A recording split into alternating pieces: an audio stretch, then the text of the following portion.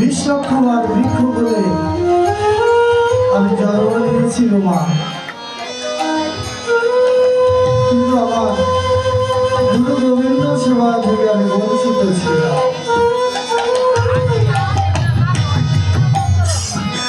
আমার জন্ম নিলাম নবলক্ষ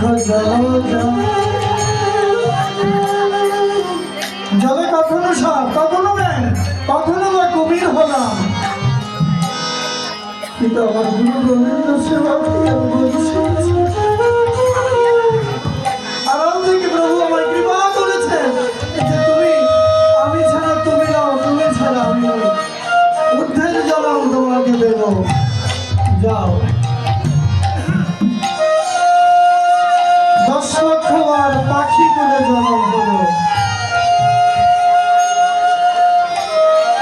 গুরু গোবিন্দের চরণ চাই। 11 লক্ষ কুড়ি করে জন্ম,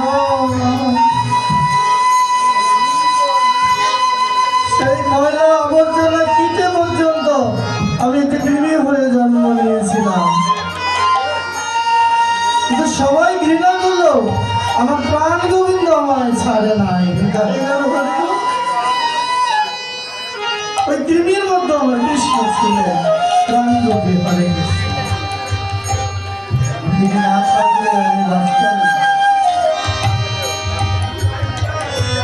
তাই আমি কৃমি হয়েও গুরু গোবিন্দ সেবা রাখলাম। 30 লক্ষ বার আমি পশু হয়ে জন্ম নিলাম, কখনো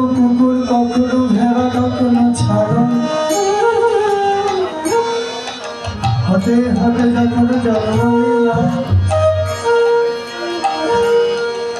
যখন একটা ঘুমাতা গাভী গুলে জন্ম নিলাম নিতাই গুরু হরি। সেই গাভীর দুগ্ধ যখন আমার গুরু গোবিন্দের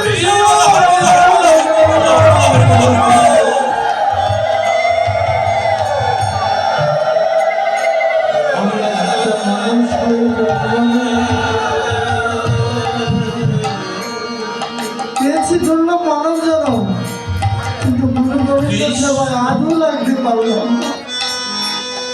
তাই বলছি কি, অর্থ হলে টাকা হলে একটা বৃক্ষ কেনা যায়, টাকা হলে একটা পশু কেনা যায়, টাকা হলে মানে একটা পাখি কেনা যায়, টাকা হলেই একটা মানব জনম কেনা যায়।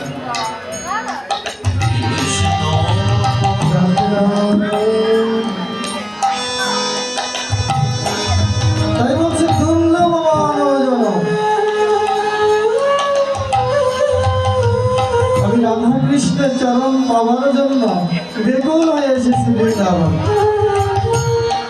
তাই বলছি কি, আমি বহু জনমে অপরাধী, বহু আমি বহু জনমে অপরাধী,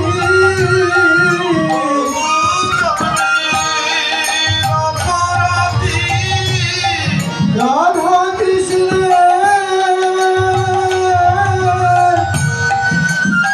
রূপ হরিব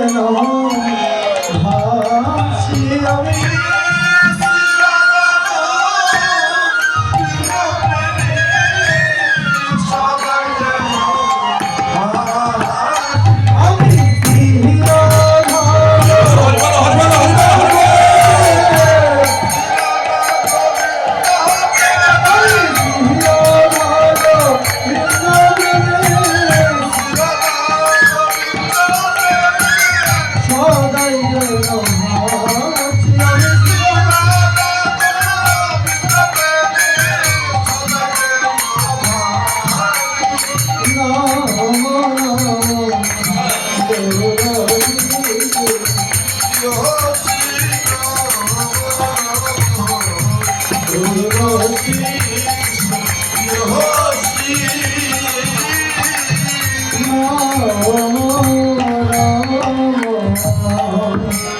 जय तुलसी महारानी की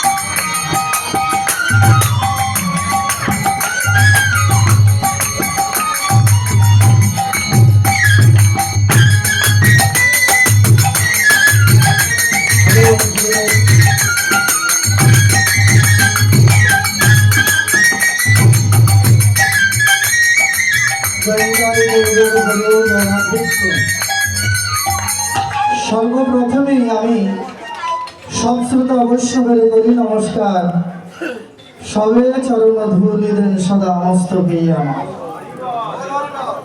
सर्व साधु गुरु वैष्णवेर चरण धूलि माथे निये आज के 14तम वर्ष 32 प्रहर व्यापी विश्व शांति पत्रे देश जातिर मंगलार्थे श्री श्री तारक ब्रह्म हरिनाम संकीर्तन उत्सव अंगन होच्छे मठबाड़ी दुर्गा मंदिर प्रांगण जय निताई गौर हरिबल ताई आजके সেই মহাপ্রভুর এই যে শুভ অধিবাস এই যে অধিবাসে আপনারা এসেছেন এমন সুন্দর একটি বৃন্দাবন তৈরি হয়েছে এই মন্দিরের সেই কমিটি বৃন্দ এবং মায়েরা আপনাদের মতো সেই ভক্তপ্রাণ সেই ভক্তদের সাহায্য সহযোগিতায় সেই অনুপ্রেরণায় শ্রম মেধা সবকিছু দিয়ে আজকে এমন একটি নব বৃন্দাবন তৈরি হয়েছে আপনার কৃষ্ণ যে বৃন্দাবন আমরা এসেছি যে প্রভুকে একটু দেখার জন্য কার অধিবাস আমার শ্রীমন মহাপ্রভুর আজ অধিবাস করবে কার জন্য এই কলিহত জীবদের উদ্ধারের জন্য অত্যাচারী বেবিচারী কৃষ্ণমলা ভোলা বহির্মুখী জীব এই জীবদের তার অন্ধকারে ডুবে যাচ্ছে তাই প্রদীপ পাবন আমার শ্রী হরি সেই গৌরাঙ্গ সুন্দর চিন্তা করলেন যে তারা সাধন ভোজন করতে পারবে না তাদের আয়ু কম তাদের দেহে রোগে ভরা মন চঞ্চল মন ভালো থাকলে দেহটা ভালো থাকে না দেহটা যদি ভালো থাকে ঘরে গন্ধগোল সুখ নাই সুখী আছেন আপনারা এই শ্রীমদ মহাপ্রভু চিন্তা করলেন কি করা যায় তারা সাধন ভজন করতে পারবে না তারা ঘন্টার পর ঘন্টা বসে তারা সাধন ভজন করতে পারবে না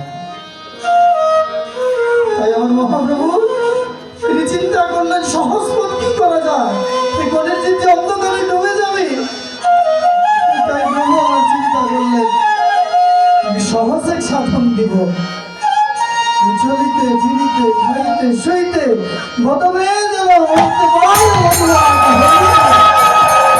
কৃষ্ণ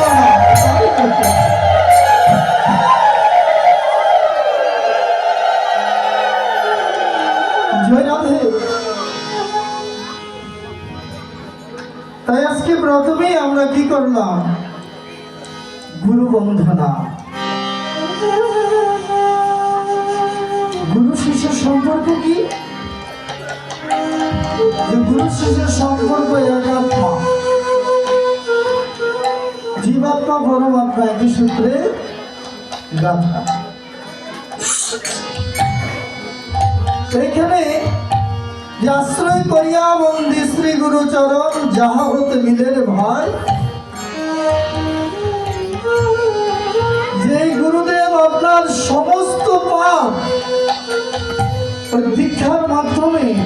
সমস্ত ভাব মাথায় নিয়ে নেয়। শিষ্য হচ্ছে গুরু। গুরু শিষ্যের সেই জমিন চাষ করে এবং ভক্তিলতা বীজ রোপণ করে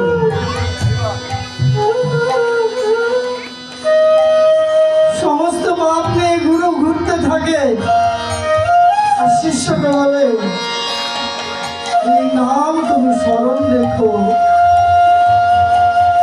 এই গুরুর নাম ছাড়া গোবিন্দকে লাভ করে যায়।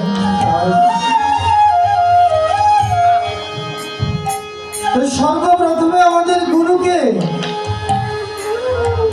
সর্বপ্রথমে আমার গুরুর গর্ভধারিণী মা, তারপরে পিতাকে ধরা হয়েছে শাস্ত্রে তাই।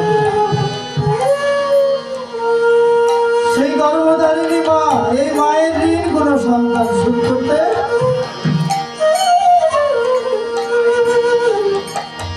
যে মা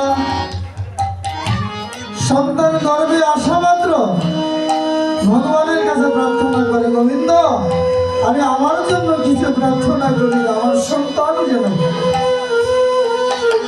হচ্ছে মা। যেই সন্তান গর্ভে নাড়াচাড়া করে, লাথি মারে,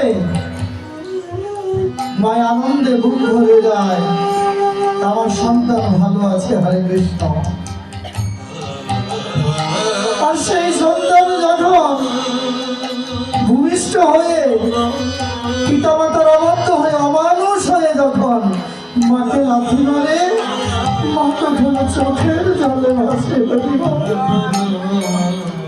একই সন্তান পেটে লাথি মারে, মায় আনন্দে বুক ভরে যায়। সেই সন্তান মানুষ হয়ে মাকে যখন লাথি মারে, চোখের জলে মা ভাসে। সেই মায়ের ঋণ কোন সন্তান শোধ করতে পারে না। যে সন্তান গর্ভে আসা মাত্র মা কি করে, অমাবস্যা, পূর্ণিমা, শনিবার, মঙ্গলবার বেছে নেয়। সন্তানের যদি কোনো ক্ষতি হয়, এ হচ্ছে মা। চৈতন্য চরিতামৃতে সেই গৌরাঙ্গ মহাপ্রভু আমার কলির অবতার, সেই চৈতন্য চরিতামৃতে বলেছেন কাকে? রূপ কবিরাজ গোস্বামী, মুকুন্দ দাস গোস্বামী, কৃষ্ণদাস গোস্বামী। কৃষ্ণদাস কবিরাজের পর হচ্ছে কি রঘুনাথ ভট্ট গোস্বামী। সেই রঘুনাথকে বলেছে আমার চৈতন্য মহাপ্রভু, শোনো শোনো রঘুনাথ, শোনো দিয়া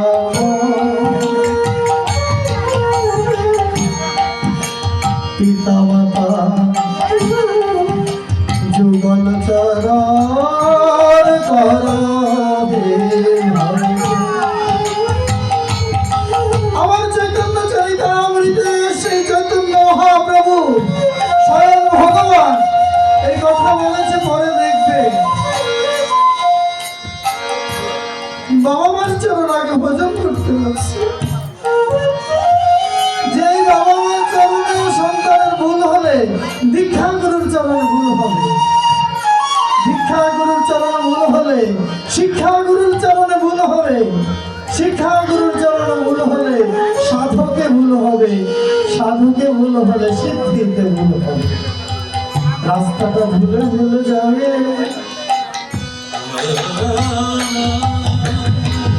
সেই চৈতন্য মহাপ্রভু আরো বলেছেন, যদি আমায় কেউ আমার মান নাম আগে নিয়ে আমাকে ডাকে, আমার বৃত্ত সহ আমি তার দাস হয়ে যাই।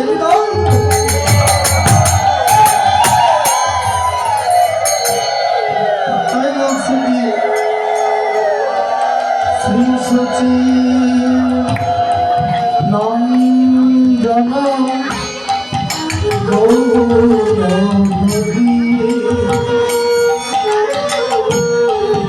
বিষ্ণু প্রিয়া প্রাণনাথ মুকুন্দ। প্রভু বলেছেন আমার মান নাম আগে শ্রী সচিনন্দন হই, যদি কেউ নেয় আমি আমার বৃত্ত সন্তান দাস হয়ে যাই। আমার প্রভু আমার গোবিন্দ মাকে এমন শ্রদ্ধা করেছে, কিন্তু করেছি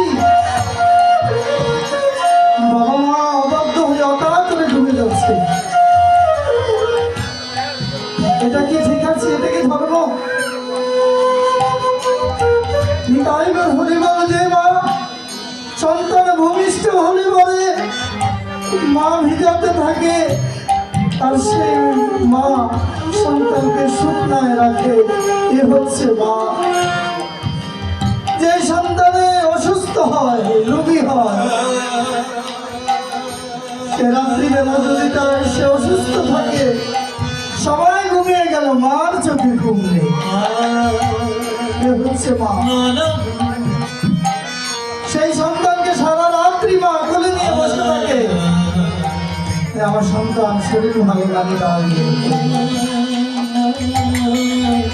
এ হচ্ছে মা। নিজে না খেয়ে মা সেই সন্তানকে বলে আমি খেয়েছি বাবা, তুই খেয়ে নে। এ হচ্ছে মা। সবাই ঘুমিয়ে গেল, সন্তান যদি অনেক দূরে থাকে, অনেক রাত্রি হয়ে যায়, কিন্তু মার চোখে ঘুম থাকে না। কি হচ্ছে মা? সেই দরজার পাশে বসে থাকে মা। সে হচ্ছে গর্ভধারিণী মা। সেই মায়ের ঋণ যদি শোধ না করা যায়, পুরো সন্তানের সুখ করা সম্ভব নয়। তাই বলছে কি জানে,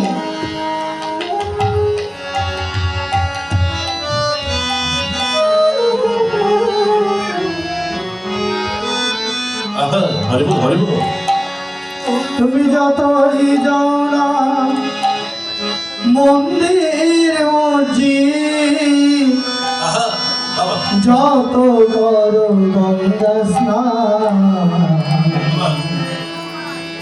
বাবা মাকে না বাসিলে ভালো হয় না খুশি ভগবান। বাবা মাকে না বাসিলে ভালো হয় না খুশি ভগবান। তুমি হরিবল হরিবল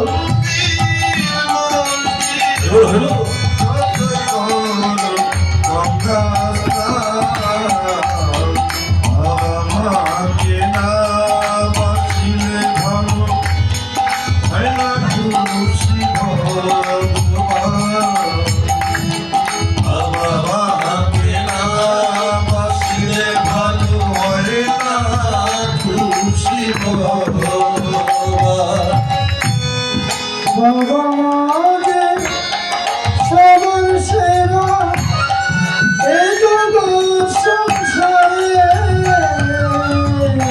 বাবা মাকে সবার সেরা এই জগৎ সংসারে, তাদের চরণ করলে সেবা, তাদের চরণ করলে পাবে সকল দেবতা। তাদের চরণ করলে পাবে সকল দেবতা। তোমার যেতে হবে না তীর্থ করতে, যেতে হবে না তীর্থ করতে, গলা শিরাও বাবা মাকে বাসিলে ভালো হয় না খুশি ভগবান। বাবা মাকে না বাসিলে ভালো হয় না খুশি ভগবান। তোমায় বুকে জড়িয়ে ধরে কত কষ্টে মানুষ, সেই বাবা মা দু চোখে জল কবু যেন তোমার বুকে ধরিয়ে ধরে যাদের বাবা মা আছে কোনোদিন আশ্রম সেই বাবা আর যাদের বাবা মা গত হয়েছে তারা একমাত্র বুঝতে পারবে পিতা মাতা কি, যে গত বছর অনেকে হয়তো ছিলেন আপনাদের সাথে, এই বছর তারা নেই। অনেক বাবা মা বিছানায় পড়ে আছে, যদি আমি একটু বৃন্দাবনে যেতে পারতাম, এই নববৃন্দাবনে আপনাদের সঙ্গ করতে পারতাম, এমন অনেক ইচ্ছা। বলছে তোমার বুকে জড়িয়ে ধরে কত কষ্টে মানুষ করে, সেই বাবা মা দু চোখে জল কবুলে তোমায় বুকে ধরিয়ে ধরে কত কষ্টে মানুষ করে, সেই বাবার দু চোখে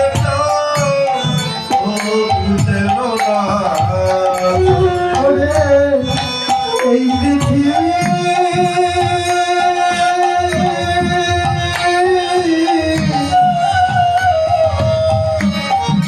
মাঝে আসা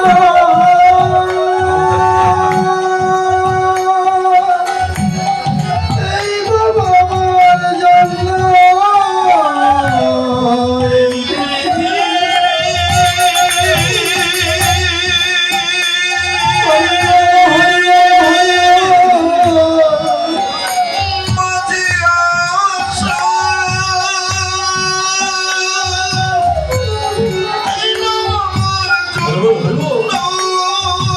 তাদের চরণ করলে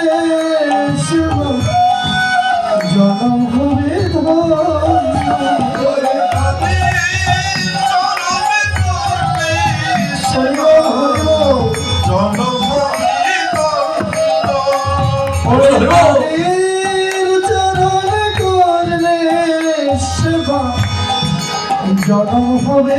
হবে চরণ করলে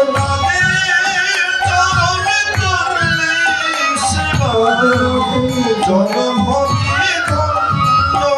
হবে এদের মতো গুরু যে এদের মতো গুরু যে নাই তো ভগবানকে হয় না খুশি ভগবান বাবা মাকে না বাসিলে ভালো হয় না খুশি ও তুমি যতই যাও না মন্দির মসজিদ, যতই যাও না মন্দির মসজিদ, যত করো গঙ্গা স্নান, বাবা মাকে না বাসিলে ভালো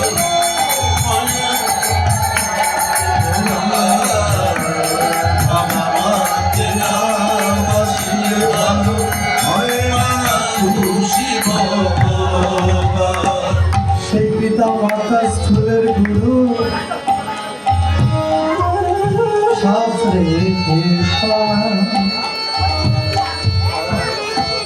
মন্ত্রে বলছে কি পিতা সত্য পিতা ধর্ম পিতা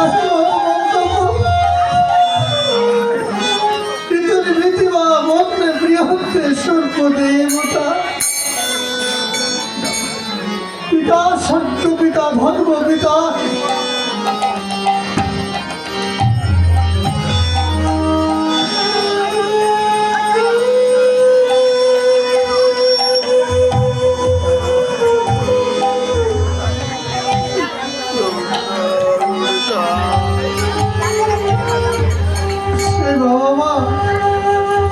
সেই বাবা মার চরণ যদি আমরা ভজন না করে, আমরা যদি বৃন্দাবনে গিয়ে আমি নিজে সেজে যদি বৃন্দাবনে এসে বসে থাকি, বলব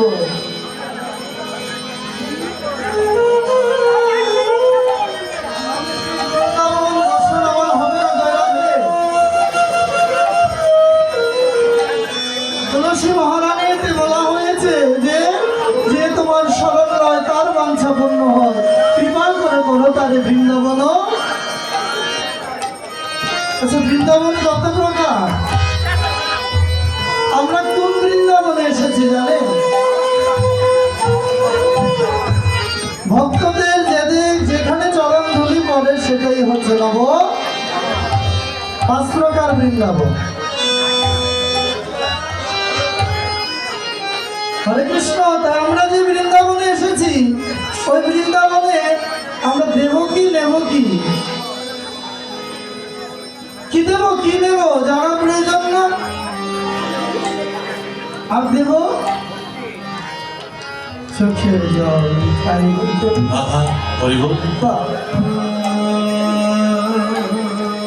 এই বৃন্দাবনে এসেছি ভক্তের সেই মহাপ্রসাদ, সেই চরণ ধুলি অঙ্গে মাথার জন্য নিদায় হরিব।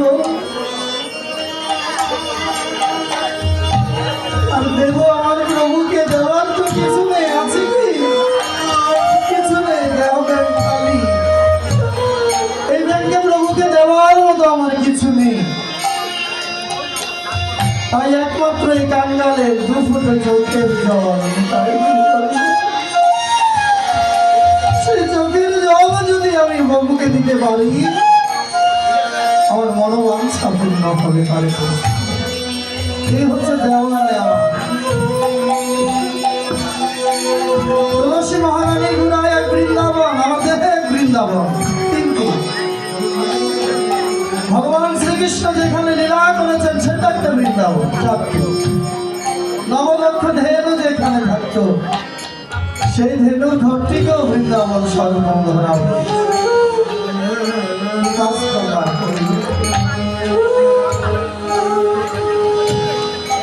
তাই বৃন্দাবনে আমার মহাপ্রভু বলেছেন, কি বলেছেন জানেন শ্রীবাচন্দ্র? শোনো শোনো ভক্তগণ, তুমি তোমার বাড়ির খাজনা দাও, তোমার জমিনের খাজনা তুমি দাও, কিন্তু এমন সুন্দর এই দেহ বাড়ির খাজনা। আমার গোবিন্দ যে এই যে 14 তলা 10টি নালা এমন একটা দেহ বাড়ি আমাকে দিয়েছেন, এই বাড়ির খাজনা কত বাকি আছে। এই খাজনা কোথায় জমা দিতে হয়? এই খাজনা জমা দিতে হয় মধুর বৃন্দাবনে হৃদয় গর্ভে। আমি খাজনা দেওয়ার প্রমাণ করি নেই। তাই প্রভু বলেছেন সত্য যুগে 10,000 বছর সাধন করে যে ফল না পাওয়া গিয়েছে,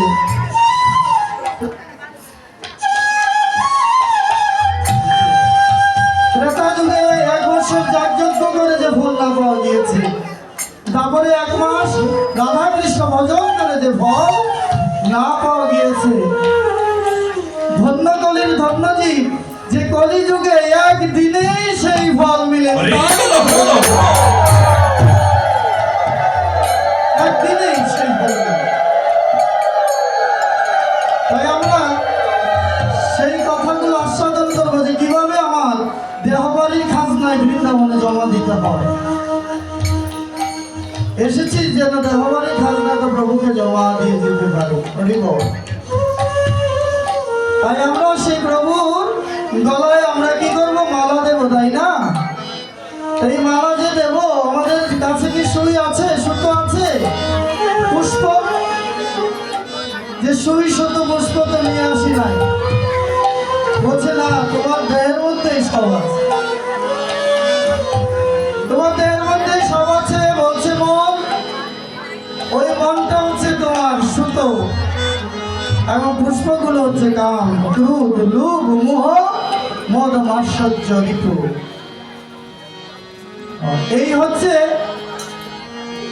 আপনার ফুলের মালা। এই কাম, ক্রোধ, লোভ, মোহ, মদ, মাৎসর্য 6টা রিপু, আর মন হচ্ছে সুতা, তাই না? তাই সুতা দিয়ে পুষ্প আমরা গেঁথে আমরা তৈরি করে রাখবো মহাপ্রভুর জন্য। এই যে মহাপ্রভুর আগমন ঘটবে নিতাই করিব, সবাই আমরা মালা গাঁথি না? ও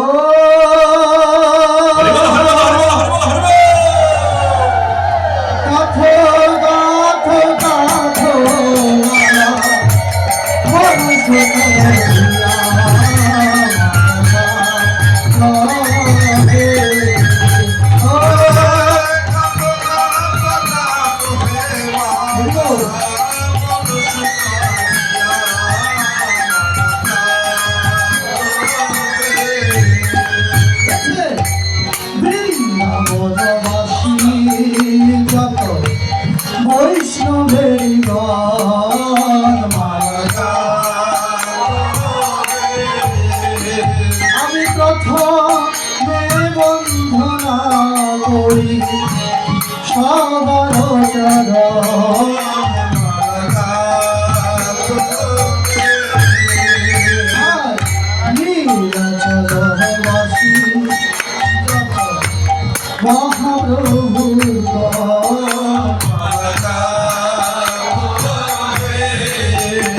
আমি ভূমিতে পড়িয়া ভক্তি সবার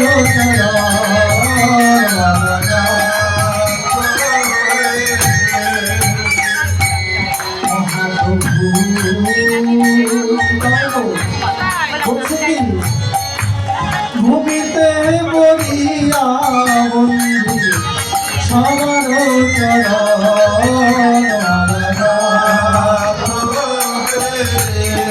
আগে নবাসী যত মহাপ্রভুর ভক্ত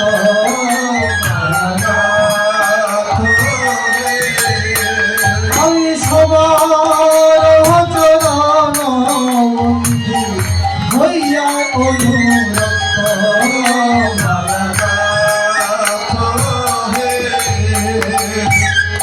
যে দেশে বইছে গৌরাঙ্গের সবাই আমরা হাত তুলি একবার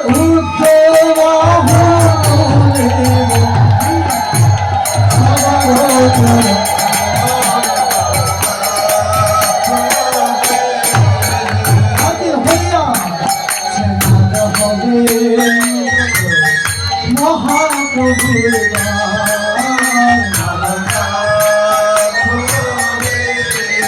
ওই আমি সবার বন্ধু জমতে করিয়া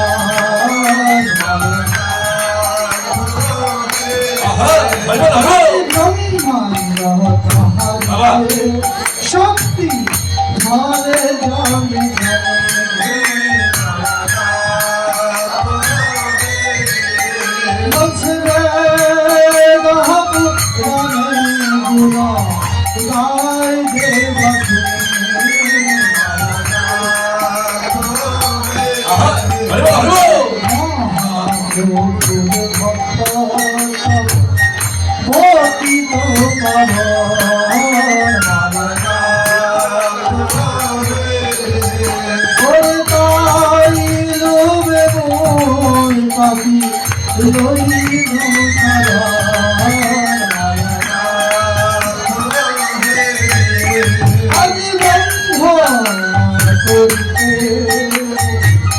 কত শক্তি ধরি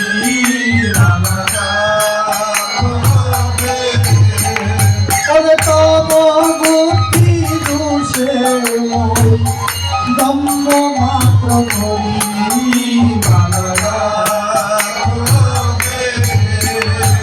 তথা বাক্য মনে রইলা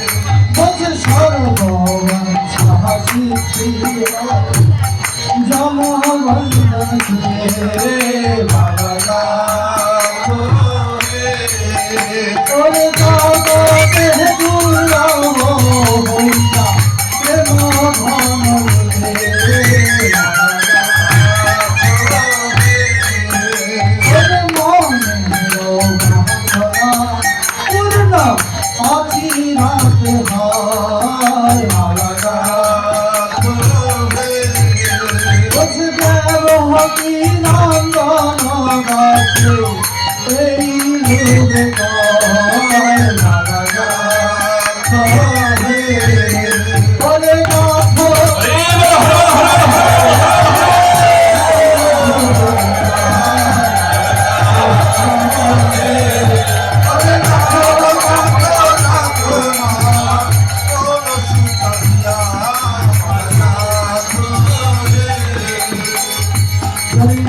হরি বল। মালা যেতেছেন সবাই?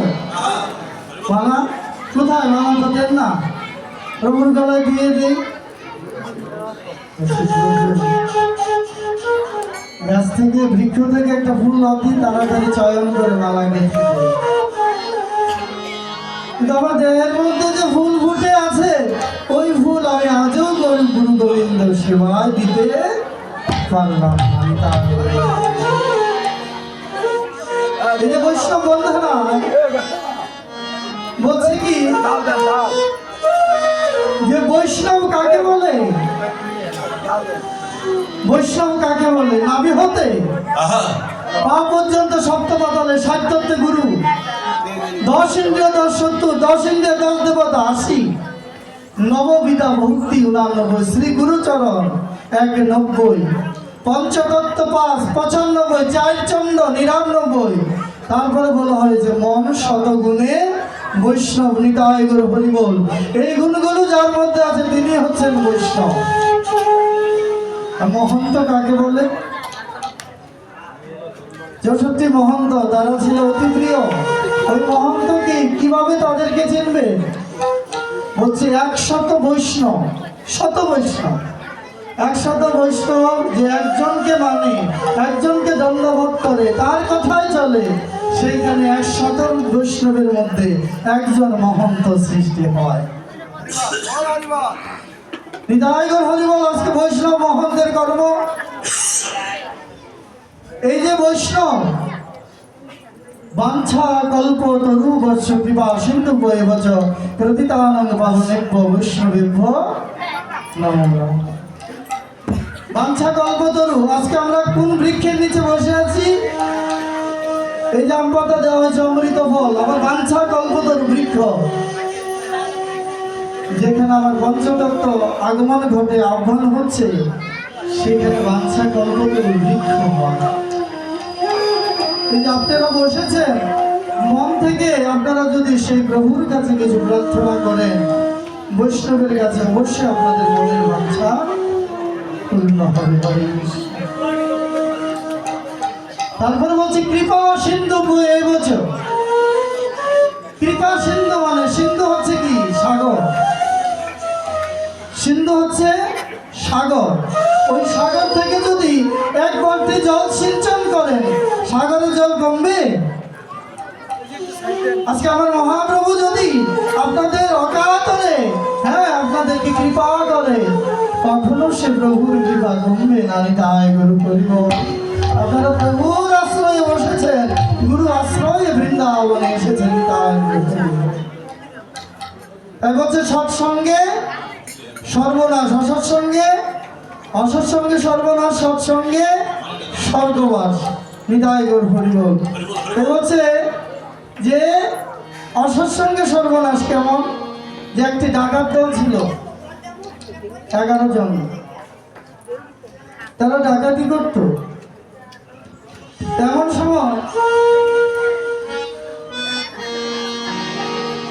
সময় একদিন যখন ডাকাতি করতে যাবে, একজন লোক অবাক। এটা দেহতত্ত্ব আলোচনা, দেখেন কথা শ্রবণ করে নিতাই গৌর হরি বল। তাই বলছে ওই ডাকাত দলের মধ্যে একজন যখন কম, ওই 10 জন আর যেতে চায় না।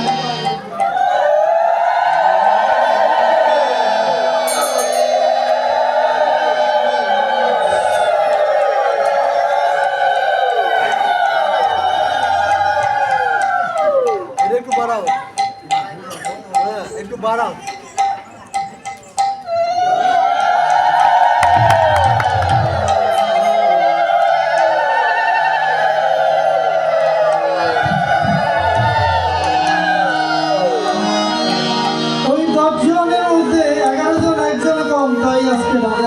যাবে না। বলছে সর্দার চলেন যাই।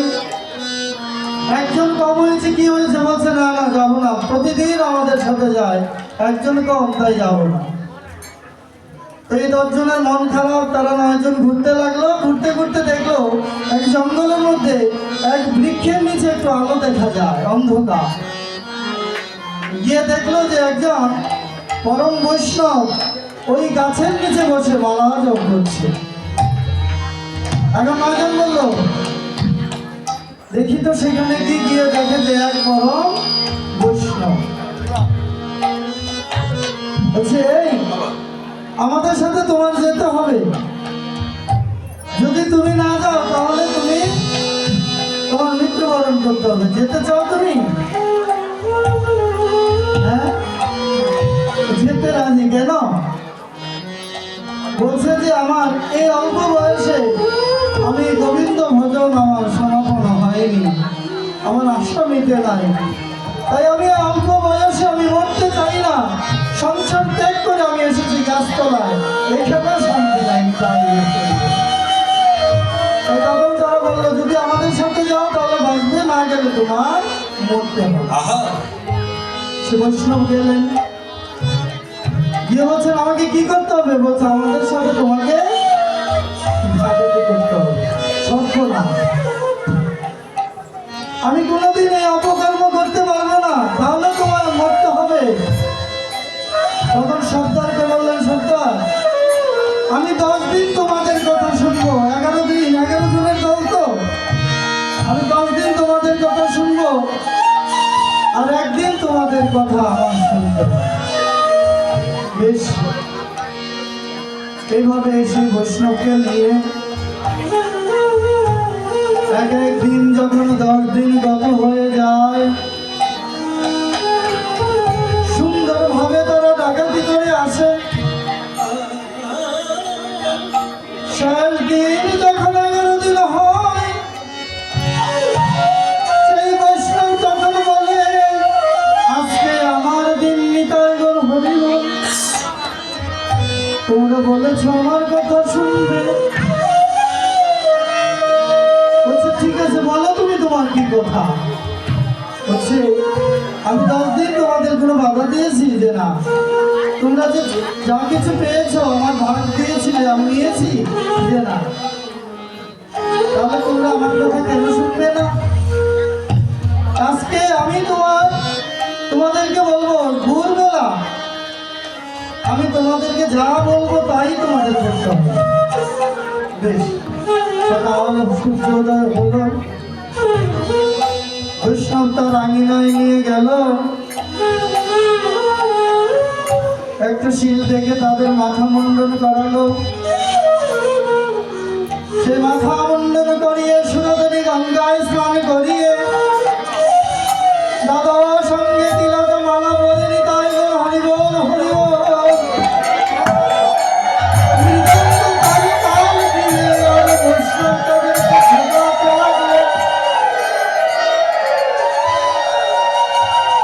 একজন আরেকজনকে বলছে, কি আমাদেরকে এইভাবে সাজাচ্ছ কেন, কেমন দেখা যায়?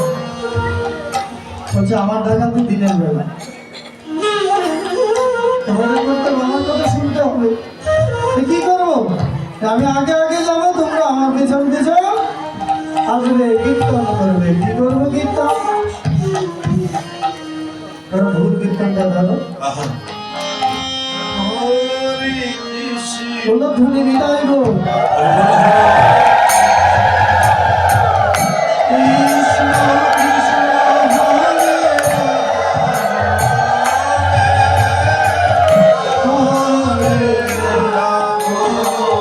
হরে রাম রাম রাম হরে বলছে হরে কৃষ্ণ হরি বল, হরি বল। হরে কৃষ্ণ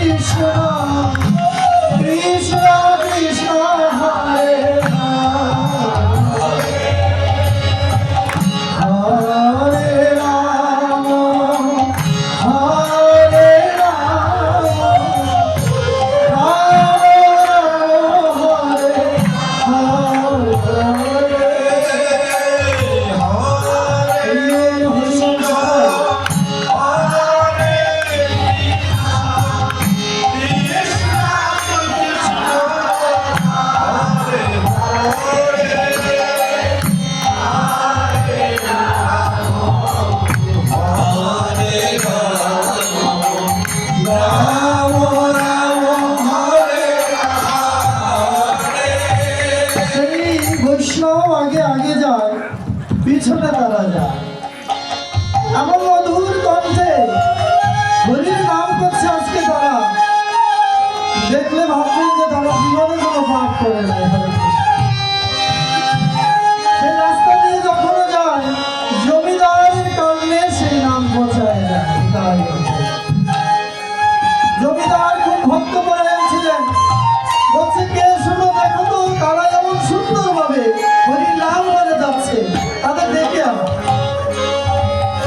তারাই আসলেন, দেখে যখন আনলেন, দেখতে দেখা যায় অনেক সুন্দর। দাদা সঙ্গে দিল, হ্যাঁ মালা গলায়, ধুতি পরা, মৃদঙ্গ করতাল, অনেক সুন্দর দেখা যায়। জমিদার বলছেন বাবা মা এমন সুন্দর বৈষ্ণব দল আমি তো আর কোনোদিন দেখি নাই, নিদায় গরু হরিব। তারা মনে মনে বলছে সর্বনাশ, আমরা যে টাকার জমিদার যদি জানতে পারে তাহলে তো সর্বনাশ হবে। নিদায় করে বলছে চুপ, এই কথা বলবে না। কি করলো জমিদার? তাদেরকে আসন দিলেন, বৈষ্ণবদের আসন দিলেন, বসেন। সেই কাঁচা দুগ্ধ এবং জল দিয়ে তাদের চরণ ধুলাইল। একজন আরেকজনকে বলছে সর্বনাশ, হ্যাঁ আমরা কত অপরাধী, আজকে জমিদার আমাদের চরণ ধোয়াচ্ছে দুগ্ধ জল দিয়ে। বলছে উত্তম খাবারের ব্যবস্থা করো। অনেক ভাগ্যের ফলে বৈষ্ণব আসিয়া মিলে গাই গো হরিব। তাই অনেক ভাগ্যের ফলে যেহেতু বৈষ্ণব এসেছে, তাদের জন্য উত্তম সেবার আয়োজন করো। সুন্দর আয়োজন করলেন, পরিপাটি করে তাদের সেবা দিলেন। একজন আরেকজনকে বলছে দাদা দেখি কাল থেকে আমরা রাত্রে ডাকাতি করব না, করিব। এমন আদর, এমন আপ্যায়ন। ওই নিমন্ত্রণ করে খাবারের পর নেওয়ার পর তাদের সেবার পর তাদের দক্ষিণা দিলেন, স্বর্ণ রূপা মুক্তা, এগুলো তাকে দক্ষিণা স্বরূপ জমিদার দিয়ে দিলেন। সবাইকে আনন্দে আত্মধারা ওই বৈষ্ণবের চরণে লুটিয়ে পড়ল। চরণে লুটিয়ে পড়ে বলছে বৈষ্ণব আজকে আমরা যা পেয়েছি এই সব কিছু আজ তোমার।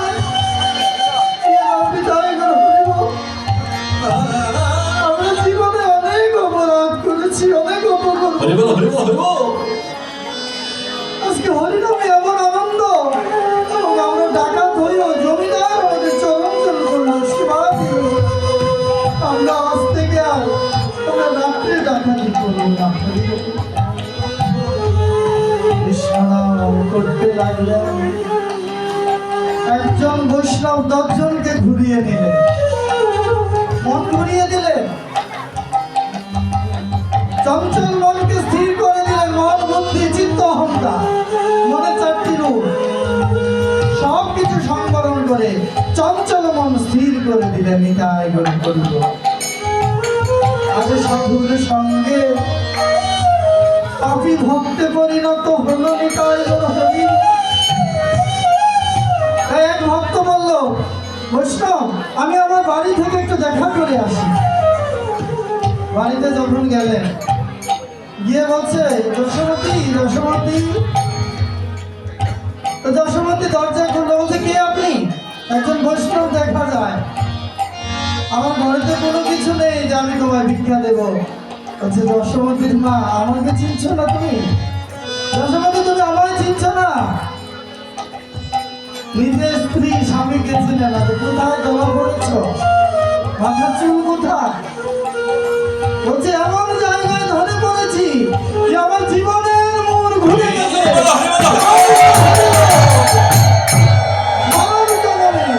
সার্থকতা হয়েছে।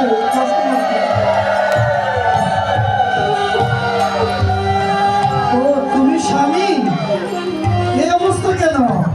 বলছে আমরা আজ থেকে দিলে ডাকাতি করি। বদল ভরে উচ্চ স্বরে হরি হরি বলি।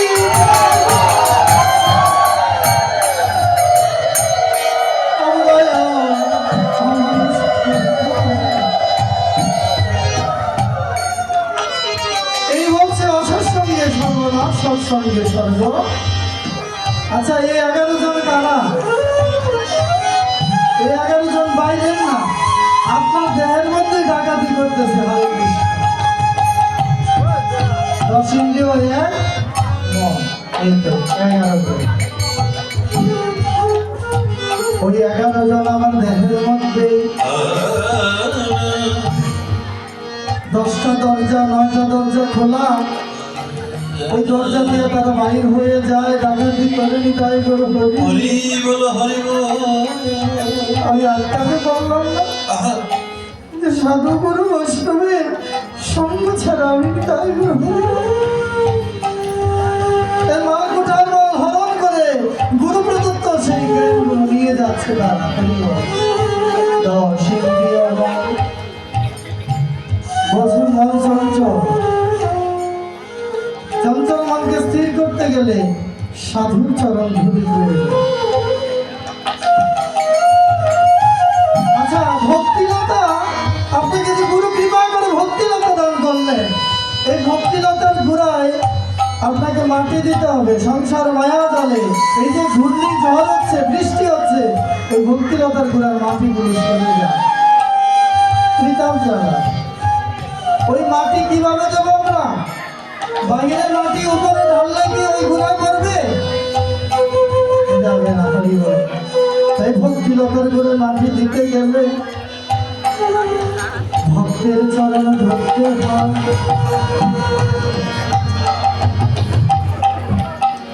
ভক্তের চরণ আশ্রয় নিতে হবে। আচ্ছা, ওই চরণ ধরে কেন সাধুগুরু বৈষ্ণবরা আশা করে? আমার মহাপ্রভু পর্যন্ত তিনি এসে ভক্তের চরণ ধুলায় গড়া করে গিয়েছে। যে চরণ ধুলি কেন আশা করলেন? কারণ আমি মাতৃগর্ভে যখন 7ম মাসে ছিলাম, আমার নিম্ন দিকে পদ ছিল, ওই মস্তক ছিল, ঊর্ধ্ব দিকে ছিল কি পদ। ওই 7ম মাসে যখন আমার প্রভু যখন সেই মাতৃগর্ভে যখন দেখা দিলেন, সেই আলোকিত করে চোখ দুটো আমার ফুটে গেছে।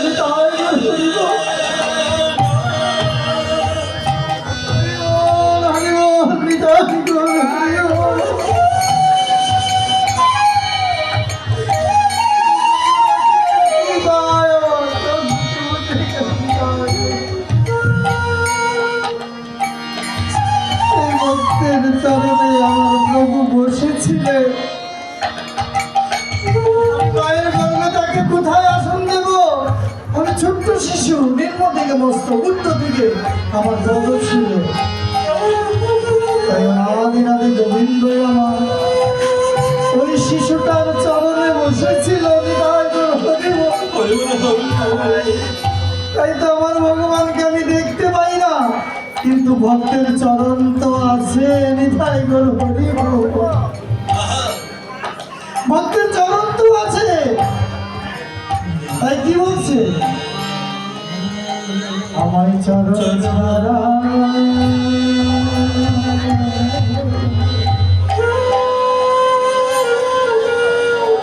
আমায় করো না, আমায় করো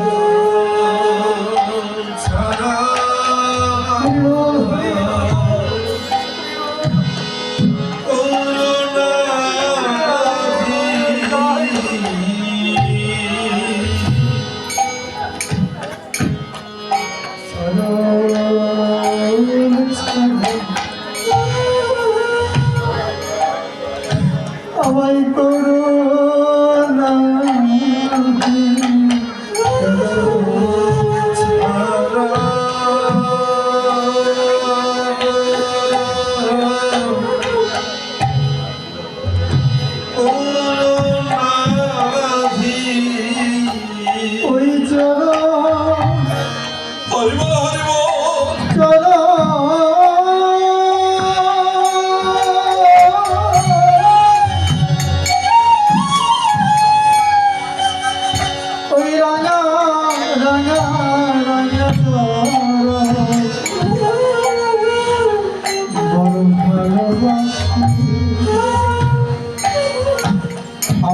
চরণ ছাড়া করুণা ওই রাঙা চরণ হৃদয় চার হৃদয় গো হরি বল হরি বল হরি বল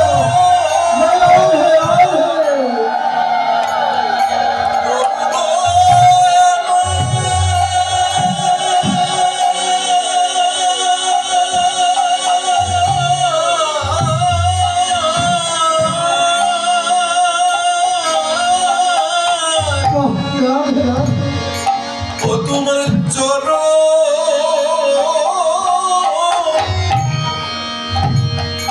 প্রভু তোমার চরণ ছাড়া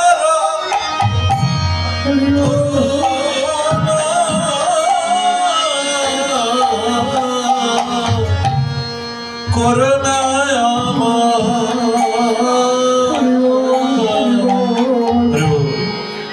আমার চরণ ছাড়া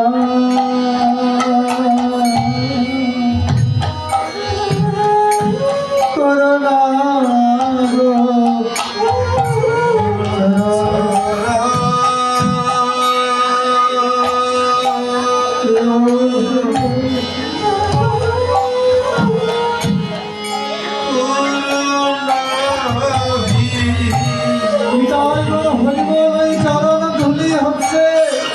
ভক্তের সেই ভক্তিলতা গুণার মাটি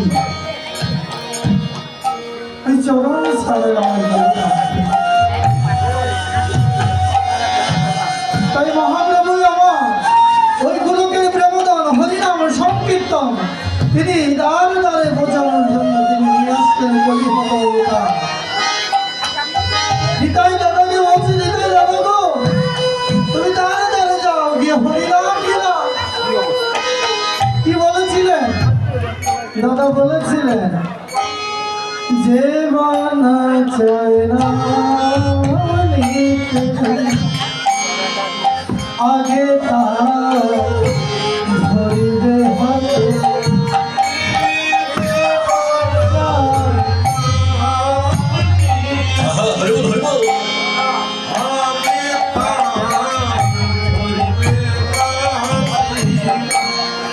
পাছে তাহার ধরিবে দুটি পা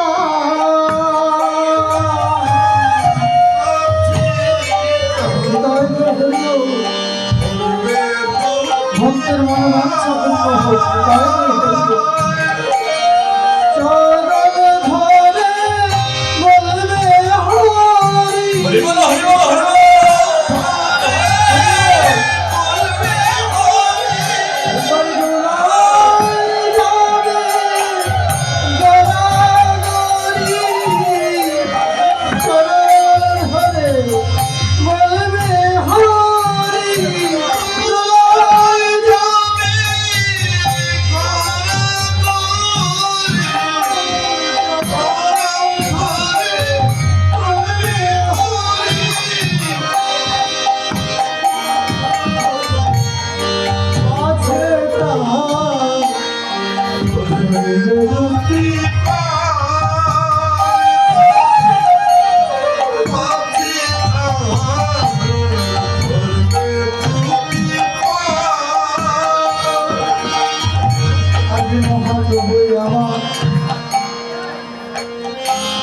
ভক্তের মনোবাঞ্ছা পূর্ণ হোক এই শুভ অধিবাসে তিনি যা দান করেছে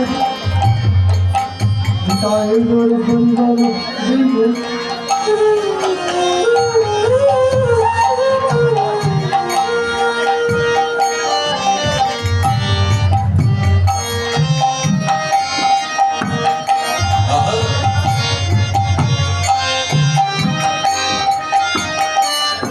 আজ মহাপ্রভু আমার নিত্যানন্দ প্রভু আমার সে কি করলো দাঁড়ে দাঁড়াবে গেল প্রভু স্বয়ং ভগবান যে ভগবান কি আজকে এভাবে এসে ওই ভক্তের চরণ দোলায় গড়াগড়ি যাওয়ার কোনো প্রয়োজন ছিল কি ছিল না একবার চিন্তা করে দেখেন এগুলো আমাদের জন্য এই পাপীদের জন্য প্রভু স্বয়ং এসে ভক্তের চরণ পর্যন্ত ধরেছিলেন। তাই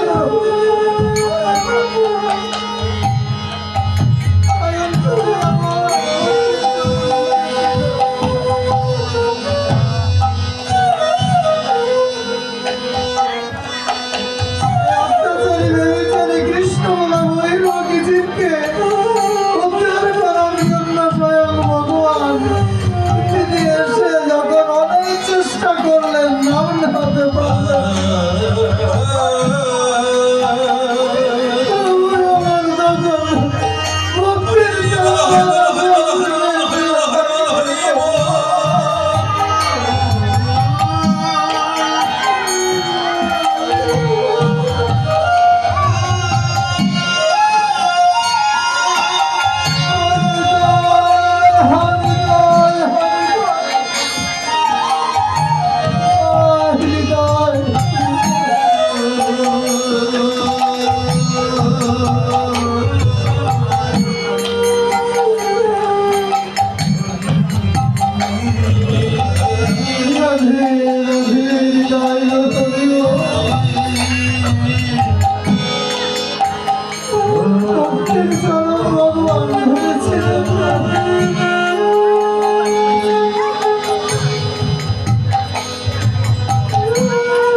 শুধু আমাদের জন্য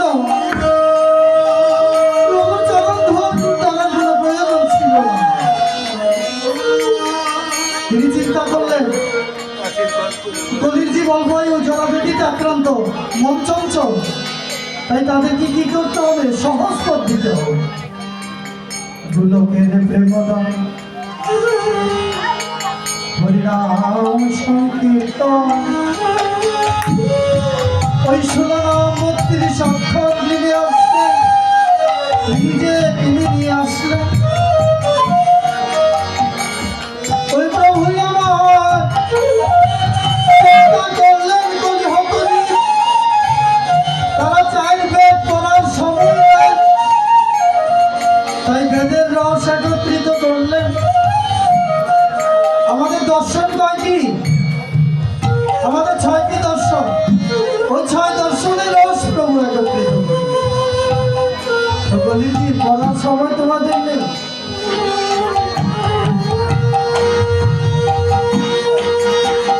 এটা আরো কি যশস্বী হবে।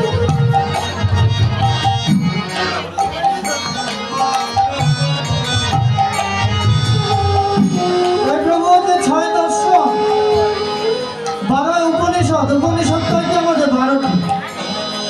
পুরাণ কয়টি? 18 পুরাণ। ওই সর্বশাস্ত্র একত্রিত করে আমাদের ভব রোগীদের ওষুধ তৈরি করলেন। কি ওষুধ? হরে কৃষ্ণ হরে কৃষ্ণ কৃষ্ণ কৃষ্ণ হরে হরে হরে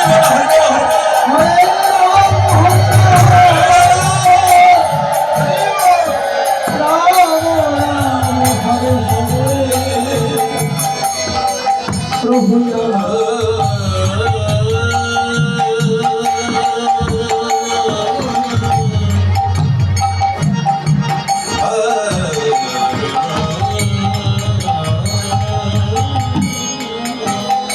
ভবরোগীর ওষুধ তৈরি করলেন। হৃদয় করে বলিব মনোবাঞ্ছা জয় রাধে। এখানে সেই প্রভু আমার কৃষ্ণ নামে হরির নামে প্রভু কৃপা করেছেন, দয়া করেছেন। ভক্তের মনোবাঞ্ছা বললাম রাধে।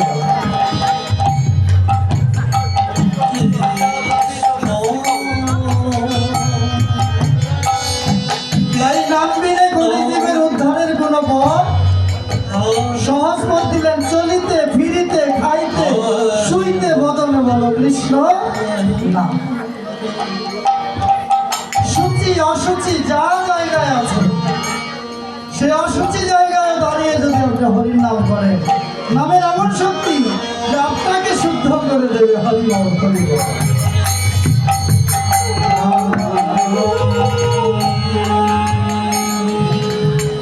তাই আমরা সে পঞ্চতত্ত্বে চলে যাই। পঞ্চের কৃপা না হইলে কৃষ্ণ ধন মিলে না। আচ্ছা, পাঁচজন কে কে আমরা সবাই বলি? ভজ শ্রী কৃষ্ণ চৈতন্য প্রভু নিত্যানন্দ শ্রী অদ্বৈত গদাধর শ্রীবাসাদি জয় জয় গৌর ভক্ত। বলছে কি, অতি মোর গৌর চন্দ্র ধন মোর নিত্যানন্দ, আজ প্রাণ মোর জগন কেশর, অদ্বৈত আচার্য বল গদাধর, এই হল বৈষ্ণব রাজা। প্রতিমোর গৌরচন্দ্র ধর্মর নিত্যানন্দ প্রাণমোর যুগল কিশোর, অদ্বৈত আচার্য বল গদাধর মোর কোল, এই হল বৈষ্ণব রাজা। সেই পঞ্চের কৃপা না হইলে কৃষ্ণ ধর মিলে না। নিতাই গৌর হরি বল। তাই কি বলছে? জয় জয়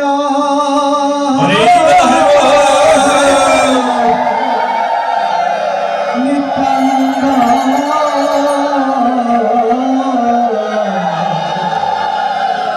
অদ্বৈত গৌরাঙ্গ,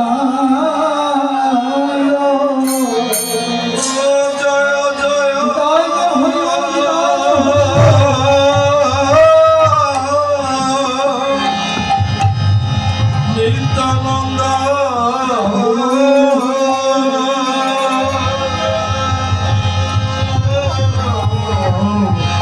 অদ্বৈত গৌরাঙ্গ,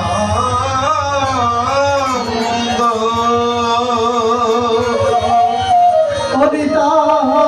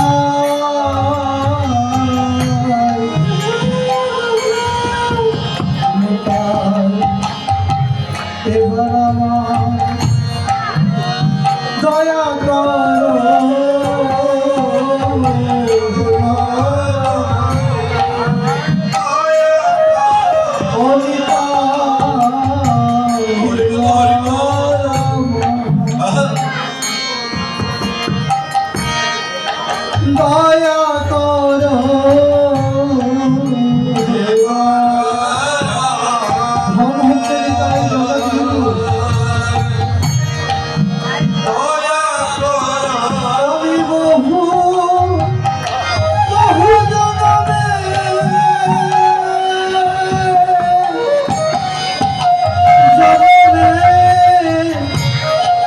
জনমে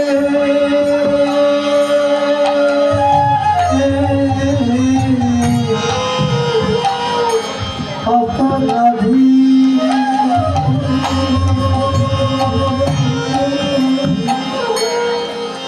নেতা এবার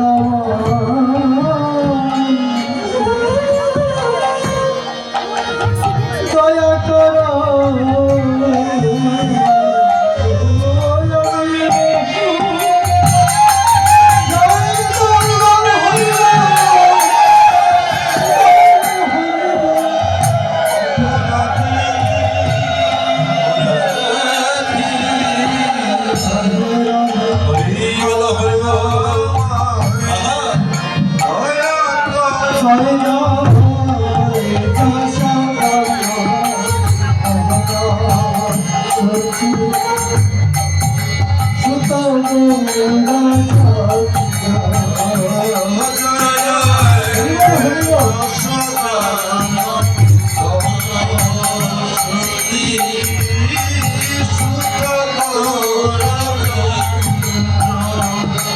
এবার রাশি গাতে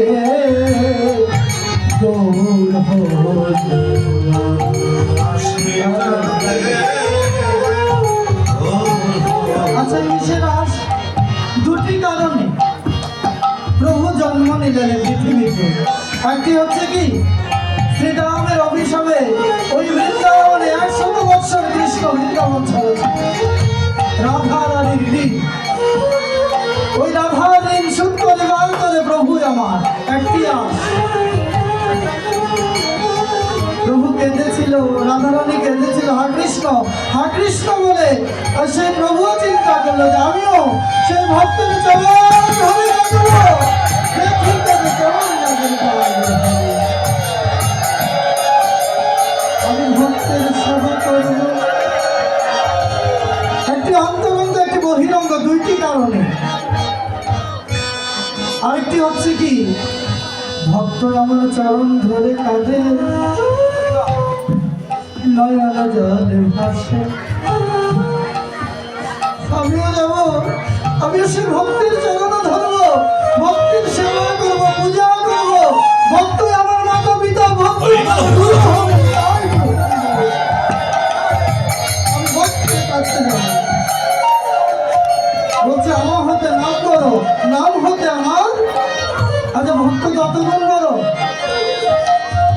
আপনাদের কত গুণ বড় করেছে ভগবান জানেন? 24 তত্ত্বে দেহ, 24.5 তত্ত্বে কৃষ্ণ, 31 তত্ত্বে ভক্ত। এগুলো বৈষ্ণবের অতি জানা দরকার। ভক্ত বলছে 7 গুণ বড়। কত গুণ?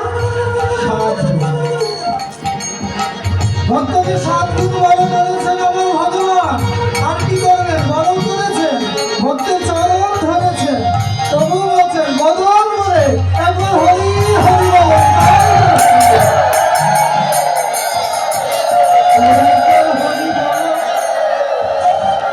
রাধে রাম।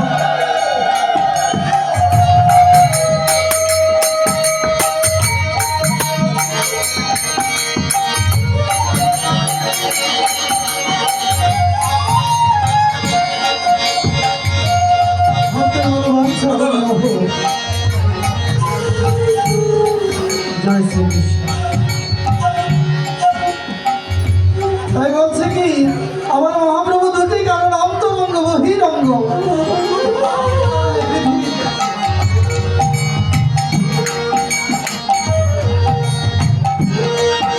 বলছে কি,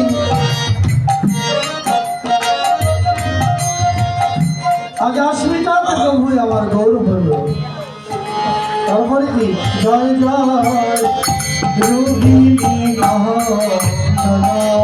মহানরা, জয় নিত্যানন্দ, জয় জয় রোহিণী।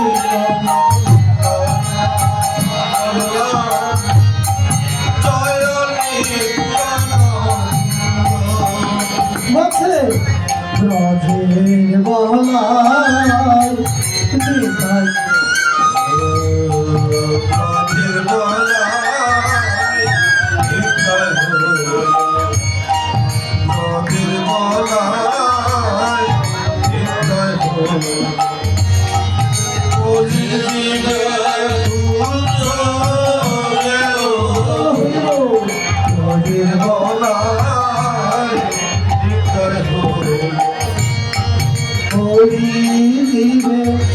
দুঃখ গেল ব্রজের বলাই নিতাই হল। মহাবিষ্ণু অবতার শ্রী অদ্বৈত চন্দ্র।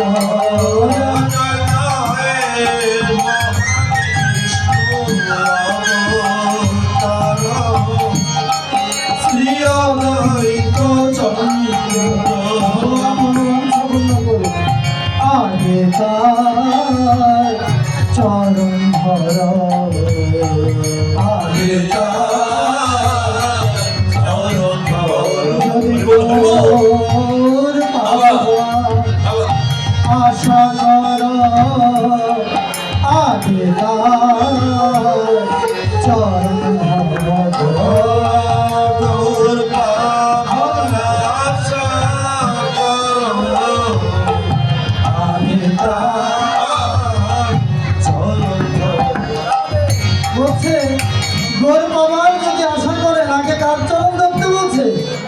অদ্বৈত মহাপ্রভু। সপ্তম শিবম সুন্দরম দয়াল নিত্যঙ্গ মহেশম রজতগিরিণী মঞ্জল চন্দ্রবতংসম রত্নকল্প জলাঙ্গম বর্ষমৃগ বরমিত হস্ত প্রসন্নম পদ্মাসীনম স্তুতম অমল গদাই মেঘনাকৃতি বিশ্বত্তম বিশ্ববীর সপ্তম শিবম সুন্দরম।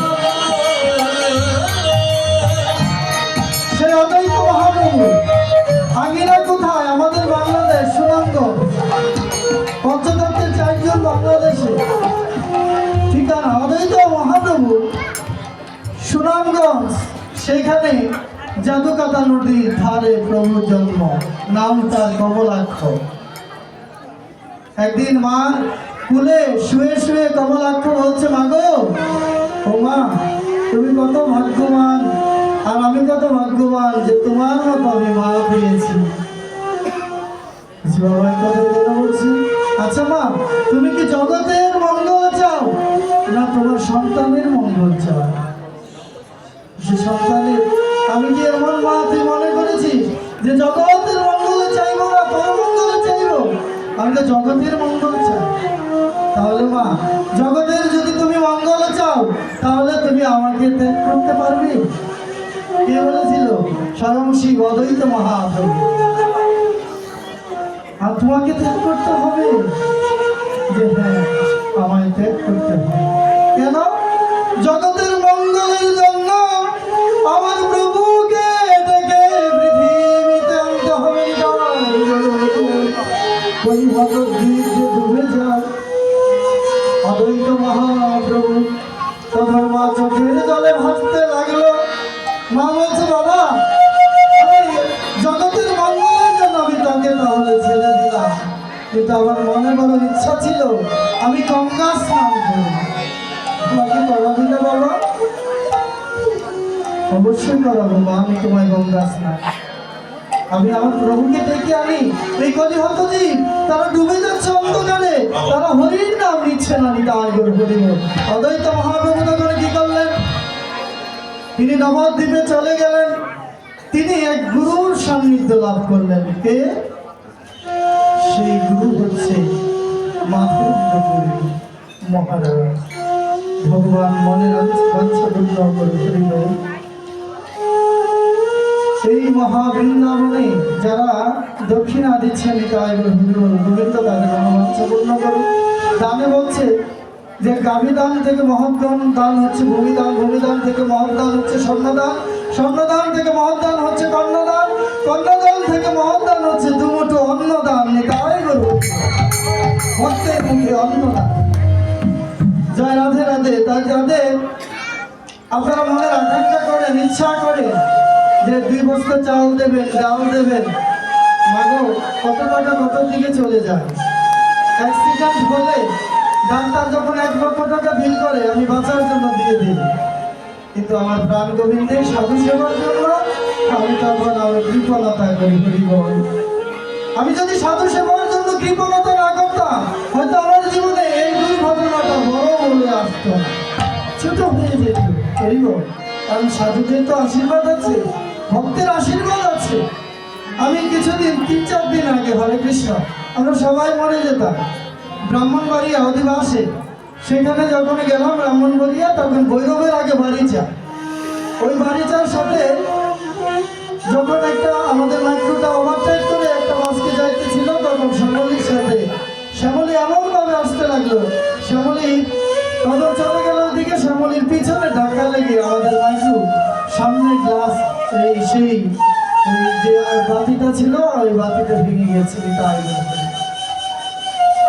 কিন্তু দেখা গেল কি যে শ্যামলির বাড়ি খেয়ে, ওই বাসের বাড়ি খেয়ে কিন্তু মাইক্রোটা যে কোনো ভাবে উলট পালট খেতে পারত।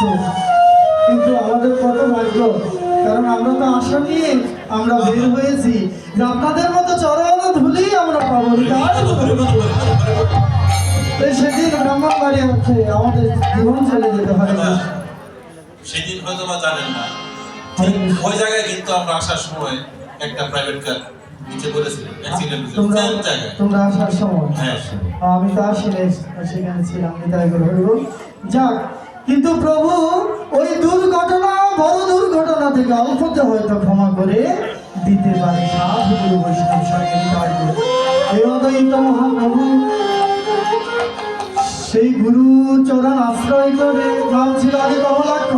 গুরু যখন তার নাম দিল অদ্বৈত আচার্য, ওই অদ্বৈত আচার্য নাম দিলেন, বলছে তোমার মধ্যে এমন প্রতিভা আছে, তুমি ভগবানকে দেখে তুমি পৃথিবীতে আনতে পারবে। এই যে দেখেন গঙ্গা জল তুলসী নিয়ে আজ কাঁদতে লাগলো মহাপ্রভু। কাকে? ভগবানকে আনার জন্য। কেন কাঁদার কোনো প্রয়োজন ছিল বলেন? স্বয়ং শিবের, যিনি পরম বৈষ্ণব দেবের মধ্যে, সেই শিব ভগবানকে যে কোনো সময় ধ্যান করে তাকে দেখতে পায়। কিন্তু কেন কেঁদেছিল এতটি বৎসর, 12টি বৎসর চোখের জলে? একবার ভাবার চিন্তা হয়, এটা নিতাই বল শুধু আমাদের জন্য। আজ প্রভু যদি না আসেন এই কলির জীবের গতি হবে কি হবে তাদের? প্রভু তাই চোখের জলে কেঁদে কেঁদে গঙ্গা জলে তুলসী অর্পণ করতেন, প্রতিদিন তুলসী অর্পণ করতেন। একদিন দেখেন দুটো তুলসী পত্র বিপরীতে এসে আমার সচী মাতার সেই নাভিমূলে পাতা দুটো লীন হয়ে গেল। হরে কৃষ্ণ। মহাপ্রভুর জন্ম হলো কয় মাসে? প্রভুর জন্ম কয় মাসে হয়েছিল? হ্যাঁ, আমাদের তো 10 মাস 10 দিন, আর প্রভুর জন্মটা প্রায় 13 মাস। নিতাই গৌর হরি বল। প্রভু 13 মাসে জন্ম নিলেন সচী মায়ের গর্ভে। এদিকে জন্ম নিয়ে প্রভু আর মায়ের দুগ্ধ পান করেন। কি ব্যাপার? সন্তান জন্ম নিয়ে মায়ের দুগ্ধ যদি সেবা না করে, এর থেকে কষ্টের আছে? ছন্দিকা অসুর চলে গেল, প্রভু মায়ের দুগ্ধ সেবা করছে না। এদিকে কত কবিরাজ কত নিয়ে আসছেন জগন্নাথ মিশ্র, কিন্তু ভগবানকে কবিরাজ ভালো করতে পারে যদি নিজে না ধরা দেয়? তাই অদ্বৈত আচার্য আমার শুনতে পেল সচিমাতার ঘর আলো করে এক সুন্দর ফুটফুটে শিশু বাচ্চাদের জন্ম নিয়েছে, কিন্তু মায়ের দুগ্ধ সেবা করে না। অদ্বৈত মহাপ্রভু সেই কথা শোনা মাত্র জগন্নাথ মিশ্রের বাড়ি গিয়ে, সেই জগন্নাথ মিশ্রের বাড়িতে গিয়ে দেখলেন এক নিম গাছের নিচে প্রভুকে ঘুমিয়ে রেখেছেন। তাই তিনি নাম নিয়েছেন নিমাই। প্রভু বলছেন এতদিনে এসেছো, এতদিন চোখের জলে কেঁদেছো, আজ কতদিন জন্ম হলো আমার, তুমি আমায় দেখতে এসেছো? মনে মনে কথা হচ্ছে। অদ্বৈত মহাপ্রভু বললেন, প্রভু গো, মাকে কেন কষ্ট দিচ্ছ?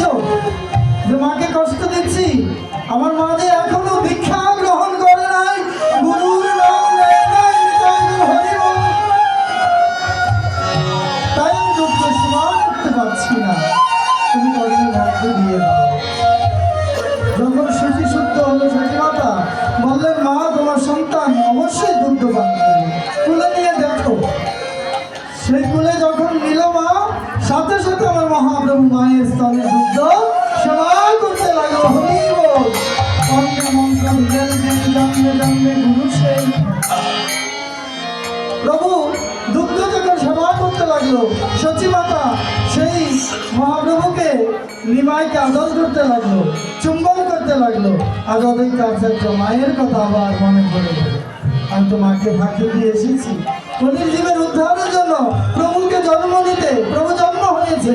প্রভু গো, মা তোমার আদর করছে, তুমি আদর পাচ্ছ, আমিও তো অনেক মায়ের সন্তান।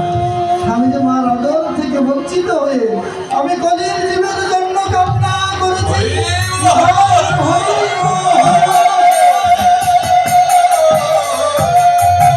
আমার বাংলাদেশের সুনামগঞ্জে প্রভু আমার আসছে, এসে বলছে, মা গো তুমি কোথায়?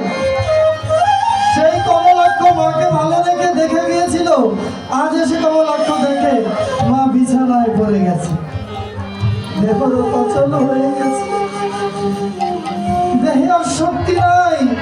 মা মা বলে মাকে ডাকছে, জড়িয়ে ধরে বলছে, মা। বলছে, কে তুই? বলছে, আমি তোমার সেই কমলাক্ষ। বড় বড় দাঁড়িয়ে হয়ে গেছে বাবা, তো অনেক বয়স হয়েছে, তো আমার দেহারঞ্জি অচল হয়ে গেছে, আমার আর গঙ্গা স্নান বুঝি হলো না। আমি তাই বলছে, মা অবশ্যই হবে তোমার স্নান, আমি তোমার গর্ভের সন্তান, মা গঙ্গা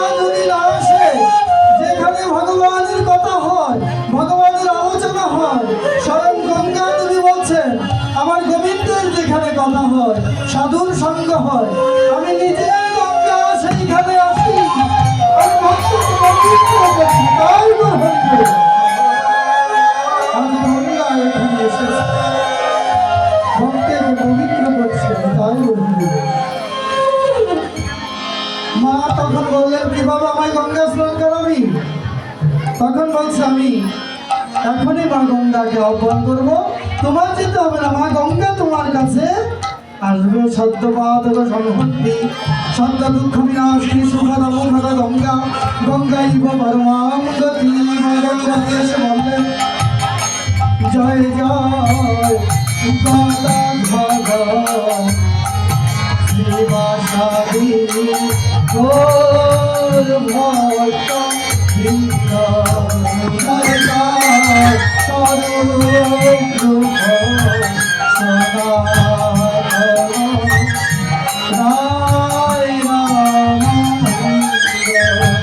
আগে ধন্যবাসী নর হরিবর মুকুন্দ পঞ্চপুত্র সঙ্গে আছে রায় ভবানন্দ, তিলপুত্র সঙ্গে আছে স্বয়ং শিবানন্দ, দ্বাদশ গোপাল আর দ্বাদশ তাই হরিব 64 মহন্ত 6 চক্রবর্তী আর অষ্টকবিরাজ বৃন্দ আর ঘুরিয়া ঘুরিয়া যত গৌর ভক্ত বৃন্দ আরে সবাই মিলে একবার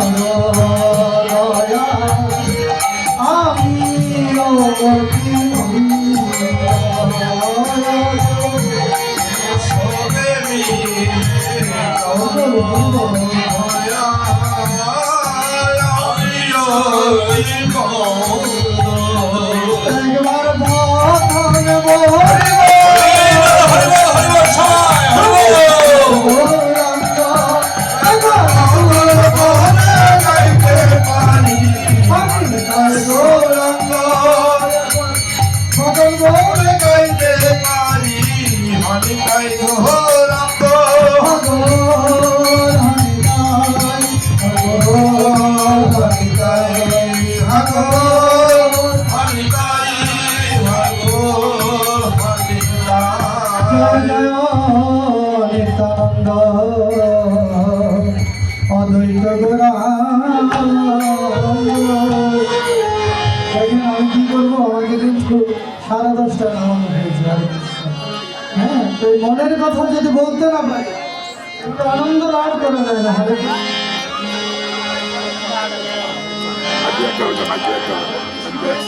অধিবাসে এই যে অধিবাসে মায়েদের সিঁদুরের উৎপত্তি, মায়েদের মালা তিলকের এইগুলোর সৃষ্টি কথা অধিবাসের দাম কথা কেন দেওয়া হয়, গলা গাছটা কেন, আমের বল্লভ কেন, সিঁদুর কোথায় থেকে সৃষ্টি, এগুলো কিন্তু ভেঙে ভেঙে বলার এই হচ্ছে অধিবাস, তাই না? যা কিছু আমি বলবো সিঁদুরের উৎপত্তিটা বলবো মায়েদের, আর মায়েদের হচ্ছে তিলক মালা, আমাদের তিলক মালাটা আমি বলবো না, তাই একটু অনুধ্বনি আমরা অধিবাসে চলে যাই।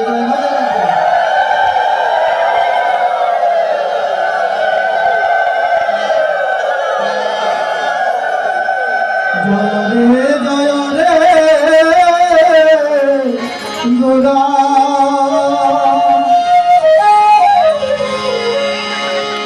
শ্রী সচিনা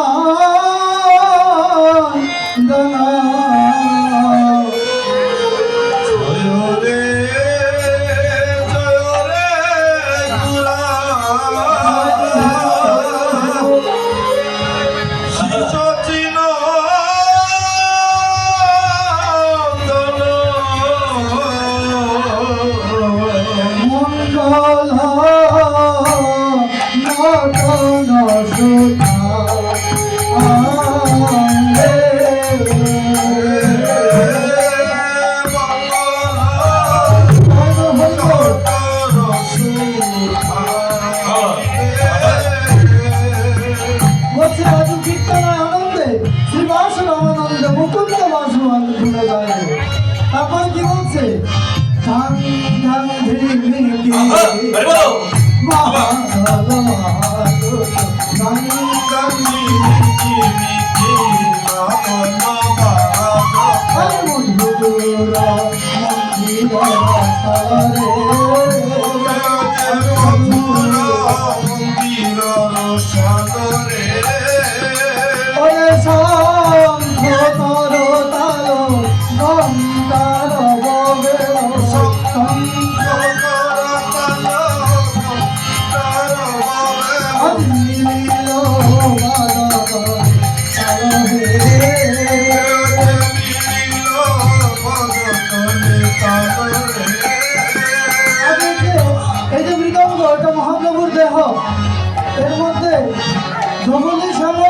এই গায়ের চামড়া 16 গাছ 32 দুয়ারি চামড়া দিয়ে এই 16 গাছ 32 অক্ষর প্রভুর গায়ে জড়িয়ে আছে ধবলি সমলি আর করতাল হচ্ছে নিত্যানন্দ মহাপ্রভু। তাই অধিবাসে আগে চন্দন দিতে হয় করতালকে, তারপর মৃদঙ্গকে। তাই আপনাদের একটা করতাল আছে না? করতাল করতাল করতাল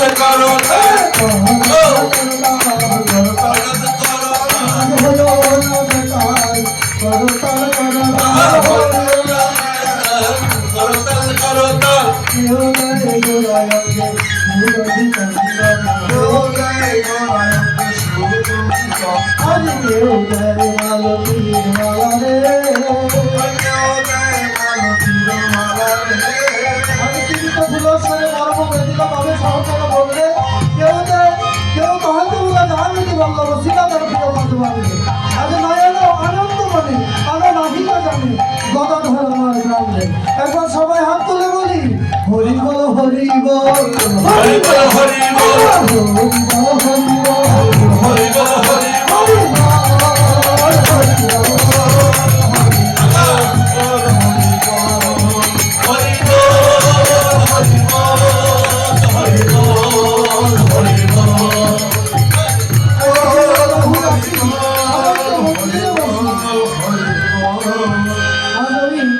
কথার মাধ্যমে চলে যায় সময় কম, এগুলো গিয়ে গিয়ে যেতে হয়।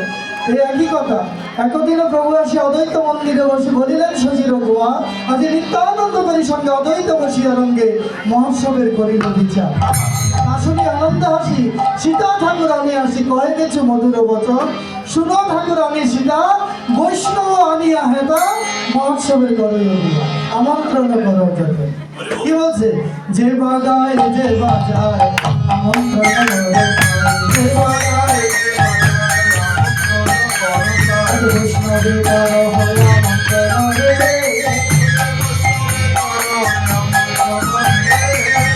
ধুলো কর কাল লইয়া কবুল চন্দ্রমা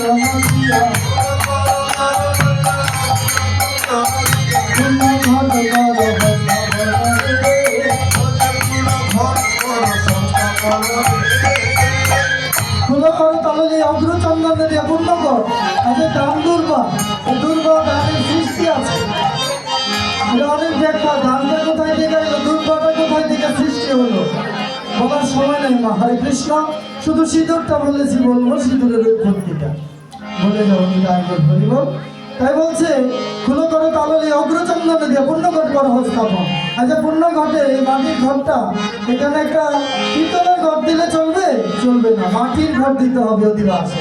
কেন? এই দেহটাই হচ্ছে মাটি, এই দেহটা প্রভুর চরণে নিবেদন করার কথা, কিন্তু আমি দিতে পারলাম না, তাই মাটির ঘর বসিয়ে দিলাম। এখানে নারিকেল দিতে হবে, নারিকেল বিশ্বামিত্র ফল 5টা পাতা না 7টা দিতে হয়? 5টা পাতা কেন? জীবাত্মা পরমাত্মা ভূতাত্মা পরমাত্মা নামে সব এই পঞ্চ আত্মা হচ্ছে 5টা পাতা। তার মধ্যে কি করা হয়েছে? সিঁদুর, তাই না?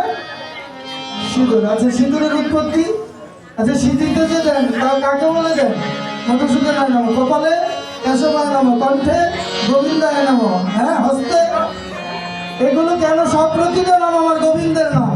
তাই সৃষ্টি কোথায় থেকে? কেউ যদি বলে এই সিঁদুরটা কোথায় থেকে আসলো, বলতে পারি না। হ্যাঁ কত তাই আমি ছোট্ট করে বলি, আমার শ্রীমতী রাধারানী একদিন ময়ূর রূপ ধারণ করেছিলেন। অনেক বড় ঘটনা। ময়ূর রূপ ধারণ যখন করলেন তখন সেই ময়ূর হয়ে তিনি ওই কদম্ব ঢালে যখন বসলেন তখন বিরজা ভয় পেয়ে নদী হয়ে গেল, কৃষ্ণ হয়ে গেল সর্প।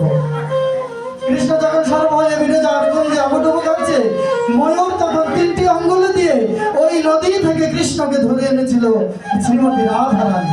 রাধার কৃপা হয়ে গেল প্রতি তারি হয়ে গেল দেবসতী, যে প্রেম চাহে পশুপতি ব্রহ্মাদি দেবগণে বলো শুনে শ্রীরাধার জয়।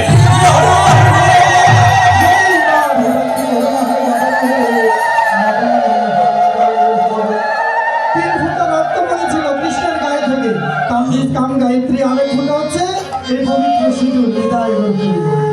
সিঁদুরের উৎপত্তি। মালা তিলক, মালা কয় প্রকার, তিলক কত প্রকার, বৈষ্ণবের অতি জানা দরকার। এগুলো এক একটা খুঁটিনাটি আলোচনা হৃদয় করে হচ্ছে অধিবাস। 10:30টায় দিলে এগুলো কোনোদিন বলা সম্ভব না। তাই আমরা বিশ্রাম দিতে হয়, চলে যাই বিদায় করে হরিবল। তাই বলছি কি বাবা আগে লম্বা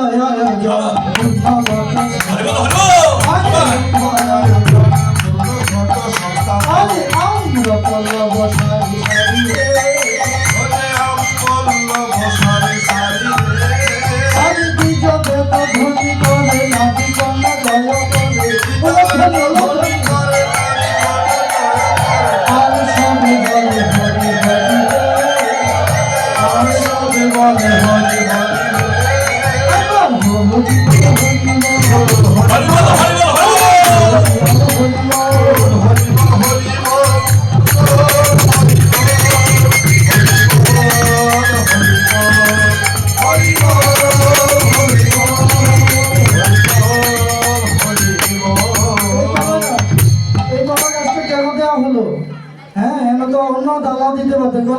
দুর্বাসা ঋষি স্ত্রী, এতটুকুই বললাম। দুর্বাসা ঋষি ভগবানকে ধ্যানে দেখতো। একদিন দেখে নারী মূর্তি, বিবাহ করার জন্য ভগবান তাকে বলছে, ও উর্ব ঋষির কন্যা, নাম হলো কুন্দলী, তাকে বিবাহ দিয়েছিল, নাম কুন্দলী ছিল আগের জন্ম। তখন বিবাহ দিল। বিবাহ কত প্রকার মায়েরা? 8 প্রকার। আপনাদের বিবাহের নামটা কি জানেন? বিবাহের নাম জানেন না? আহা কর্তা কি বেরো বানাইলেন। বিবাহ হয়েছে না আপনাদের? বিয়ের নামটা? হরে কৃষ্ণ। বাবারা তো অবশ্যই জানে। আমাদের বিয়ের নামটা জানি কি? বিয়ে করছিলেন না? বাবারা নীরব হয়ে গেছে, সম্মতির লক্ষণ জানে অবশ্যই। প্রজাপত্য ব্রহ্ম বিবাহ, গান্ধর্ব মধ্যে বিবাহ করেছিলেন আমার দুর্বাসা ঋষি। শতদোষ মার্জনা করিবেন। এই কলা গাছ এই শতদোষ কুন্দলী ছিল, শতদোষ তার মার্জনা করব। তাই বিবাহ করে আবার তিনি বনে চলে গেলেন, নতুন স্ত্রীকে ঘরে রেখে। এটা কি ধর্ম?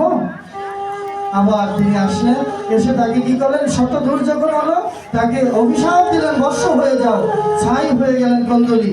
ওই ছাই থেকে একটি দৈববাণী হচ্ছে, স্বামী গো, আমি তো তোমার সেবায় লাগতে পারি না, তাই সাধু গুরু মুষ্কমের সেবায় কুমণ্ডলী থেকে যখন জল দিলেন, মানুষ তো কিন্তু করতে পারবে না, কলা গাছের সৃষ্টি। ওই কলা গাছ দুর্বাসার সৃষ্টি। আগে জয় জয় নবদ্বীপ, সবাই গাড়ায় নৃত্য হবে। হরি বলো হরি বলো হরি বলো। বাবা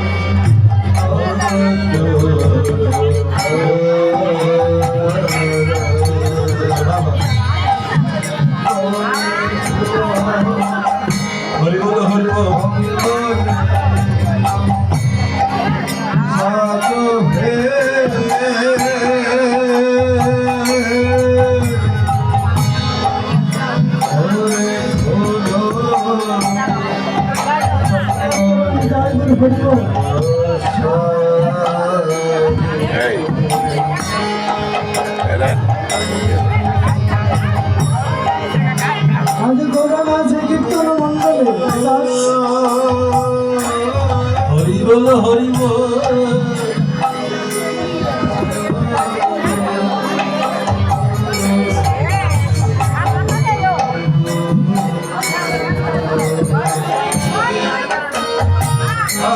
হরি বল হরি বল। নাচে নাচে নাচে গো নাচে নিরানন্দ